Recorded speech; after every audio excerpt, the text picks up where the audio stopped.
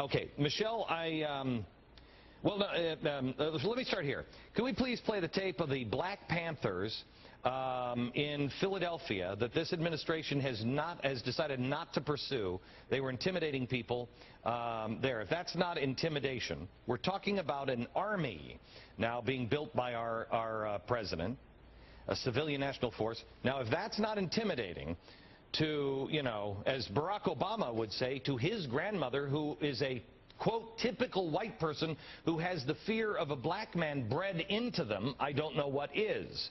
I'm just using his example. So we have the Black Panthers. We also have, let me go, Louis Farrakhan, please. Play the video of Louis Farrakhan. You are the instruments that God is going to use to bring about universal change. And that is why Barack has captured the youth. When the Messiah speaks, the youth will hear. Okay, then one last. We have been looking for 2 weeks for connections on this. We can't find anything. They've sealed this story down as tight as a drum. But look how these guys are dressed. Military. Listen to what they're saying. Remember this from the election? And we all thought it was nuts. I mean, what is this?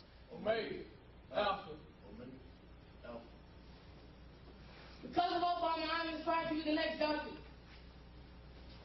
Because of Obama, I'm inspired to be the next lawyer. Okay, stop. I am not suggesting that the President of the United States or anybody in this government has anything to do with the Black Panthers, with Louis Farrakhan, or this group here. But that was a very militant-looking group. The Black Panthers are very militant-looking, and they are militant. Pat, what is happening here? Black Panthers, the Justice Department wanted to prosecute them. Mr. Holder decided not to. Meanwhile, he wants to go after the CIA, the people trying to protect us. So I just want the balance here, and this thing is unbelievable. But I don't know. I want to know, you know, you showed that when I saw it during the campaign, I didn't understand it. The civilian army concept. Right. I'm still trying. I'm like you. Somebody please explain to me what that meant. But more importantly, then I see there's this bill in Congress that says we're going to ask people to volunteer to serve for 10 years in the government, then they will pay off their college loans. Mm-hmm. Well, I was on the board at the U.S. Military Academy at West Point. I was on the board of visitors. We paid everyone. We took all their room, board, education, and stipend for 4 years, and you had to serve 5 back to your country. I don't know what 10 years is, unless that's permanent, no, but I permanent. want to know where this comes from. The problem is there's so much going on that you talked about. We've talked about these connections of people, and I keep saying, people in my own party better pay attention because, you know, I hope it's not the president. I think that he's literally being sabotaged. There's somebody else driving another bus here. Okay, Michelle, first of all, control room, can I bump the next thing and can we stay with just a couple more minutes? Okay. I'm sorry, my producers are like, what? Michelle. Can I? Yes, go ahead.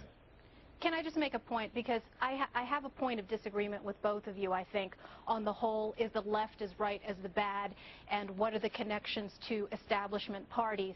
In fact, the case of the new Black Panthers illustrates my point that it is a linear relationship. It is a continuum and not a circle, because, of course, one of the new Black Panther thugs who got charges dropped was a man named Jerry Jackson, who was a Democrat official in Philadelphia. And it is the Democrat Party that needs to answer for its tolerance of these people within its own ranks. And just one other point is just about the continuum. We talked about the Ruckus Society. We talked about the Storm and its offspring, one of which is called the School of Unity and Liberation. And its main funder was the Tides Foundation. Glenn, you've talked numerous times on your show about the Tides Foundation and the connection between Tides and Drummond Pike and Acorn. And there is a direct relationship between Acorn and President Obama. President Obama's campaign paid $832,000 to an Acorn front group.